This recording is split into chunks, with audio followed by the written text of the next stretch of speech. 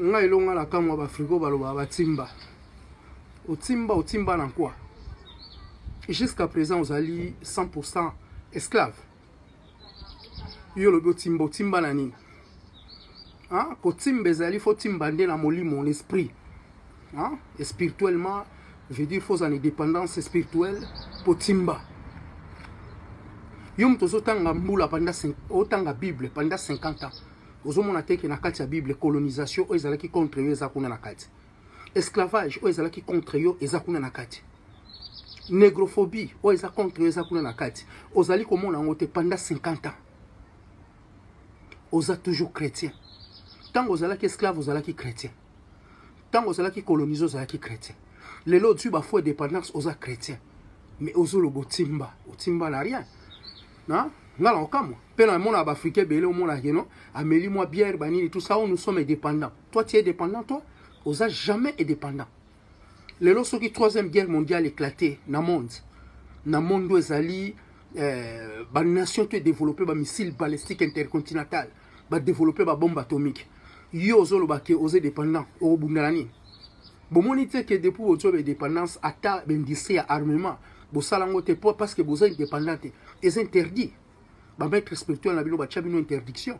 Bazali ko tchaba ba prix na bankite ya sous-sol na bino. Bazali ko soit presque 80%. Bazali ko tiki la bino 20%. Ya biloko bazali ko exploiter, ya ba recherche à sous-sol. Yo lo yo dépendant au timba, motimba na façoni. Vous êtes toujours esclave. Hein? Pour mon toit timba ko a demeurer chrétien parce que chrétien est égal esclave. Mundele azo maintenir yo. Façon mundele basala idéologie à religion ezali façon bino bokanisela rango te.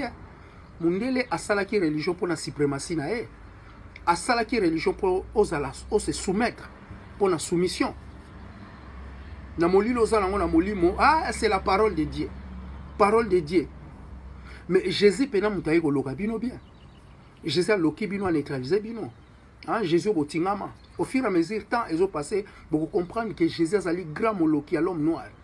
L'homme noir a na puissance te, a rien à monde likolo ya Jésus. Botikali ba pacifiste. Likolo ya Jésus. Vous allez incapable ya kobundela même ba nation na bino likolo ya Jésus. Hein, bozangi dépendance spirituelle likolo ya Jésus. Bozangi dépendance politique likolo ya Jésus. Bozangi dépendance économique likolo ya Jésus, boza ba véritable esclave. Vous comprendre? Botika ko timba un cas fois à la timba de la molimo. Boko kufa esclave. Bobo tam esclave, boko kufa esclave. Même génération ngala bino. To ko sala loko morota.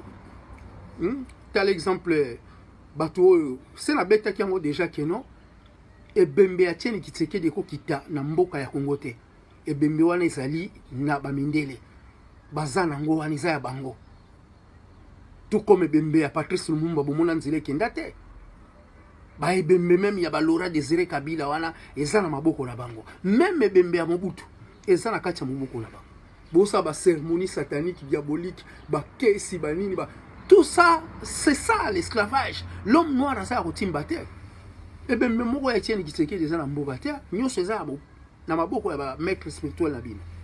Boso potana na ba politique ya ba code noir ya ba mensonge, il y a que des mensonges. Moi je suis désolé bino botimba te. La politique à Côte d'Ivoire, il n'y a que des mensonges. Pendant 60 ans, ata $1. Ata kindo kinabino le kindelo. Ata $1, il y a un qui t'a payé. Vous êtes capable de couper ça, le peuple, ou bazali ko souffrir na pauvreté extrême. Après, vous avez botimba. Botimba te. Vous êtes un véritable esclave. Quand tu as gagné ce temps esclavage, dans cette transition, vous avez botimba. Ils ont déclenché la guerre pour chasser Mundele. Mais génération Ngalabino. Bon, molili. Molili. Donc on risque extermination, l'icolo na bino. Bomoni Congo nde bakanyang. Hein? L'icolo ya Bible na ba religion oyo. Hein? Les églises du sommeil colonial, les bébés ici peuple congolais. Monde bakangi Congo. Hein? Congo. Eza ko kanga mamakasia. Congo eza souci ya ba congolais pour l'instant. Nde tozabo. Congo ezali na l'occupation solide. Batoto timba to timba. Ozoko lia nzoto ya Jésus lokola cannibale.